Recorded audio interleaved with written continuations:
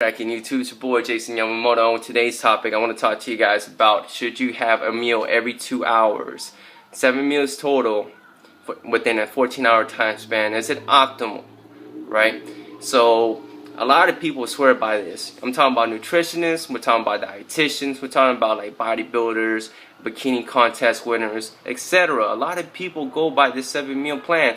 And a lot of people are saying, it doesn't really matter as long as you get your calories in, you get your macronutrients in, and depending on your goals, if you're losing weight or gaining weight, okay? So, in my case, I had to actually go into the drawing board and write down the pros and cons, whether if it was legit or not legit, you know what I'm saying? I had to see why some people would say it would work and why some wouldn't work, okay? Now, keep in mind, the 7 meals plan is a variance, right? You can add more, you can take away. So within 7 meals, as long as you reach your calories and your macronutrients at the end of the day, I don't see why not. Some people say might as well just condense it into 7 meals into like 3 or 4 meals. What's the big problem? Okay. Now, like I said, it comes down to convenience. All right. Let's say if your life is nothing but fitness. Let's say if you were a stay-at-home dad or stay-at-home mom, your only hobby in life was to bodybuild. You know what? I would highly recommend you to hop on that 7-meal plan. Why? Because it's very convenient for you to eat every 2 hours, right? Because it spreads out your meals, easier digestion, right? If you spread out your meals, it's easier to digest. It doesn't help with the metabolism rate. But what happens is when you do eat something, your blood sugar goes up. It gives you that boost of energy. I don't know if you guys knew this, but like let's say if you were working hard all day, let's say you started from like 7 a.m. to like 10 a.m. you had nothing to eat and you were just working, right? Let's say lifting tools, you were moving bricks and stuff like that. You would get extremely hungry, right? It's because you used up all the glycogen in your system, and what your body wants is like, hey, we gotta refuel, man. We gotta refuel, man. We gotta get something in that stomach. And when the minute you eat it, you'll feel a little bit more energized, a little bit drowsy, but you're gonna feel a little bit more energized in order for you to work more, right?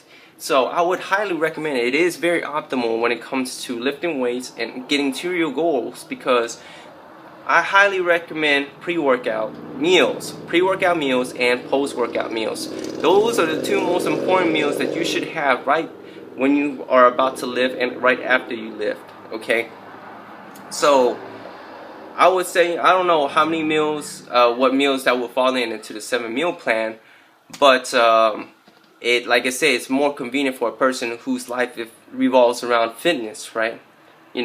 But if you're a person who works outside all the time, you don't have the time to always chow down something, unless you're a management or something. Most management don't have to follow, schedules like the other people do. But I do know, like, let's say you're a low-level employee, you bust your ass left and right, and they give you no breaks. I'm sorry, dude. This 7-meal plan is not gonna work for you. Okay.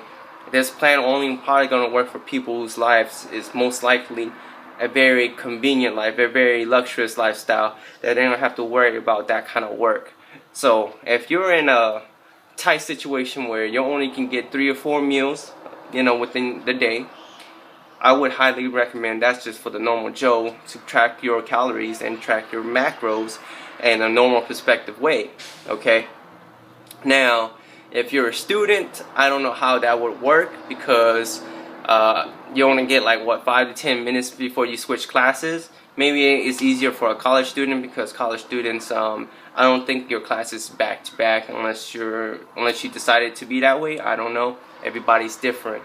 All right. Like I said, it's mostly the 7-meal plan is mostly for convenience. But like I said, if you spread your meals out, it's really good to increase the blood sugar levels up.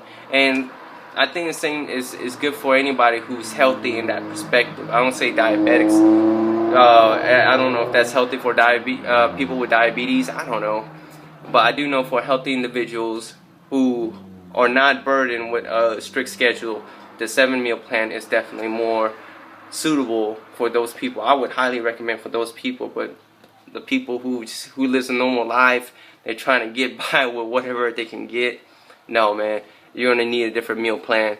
So with that being said, man, that's my take on that entire 7-meal plan. You know, a meal every 2 hours kind of thing, 14 hours in total perspective.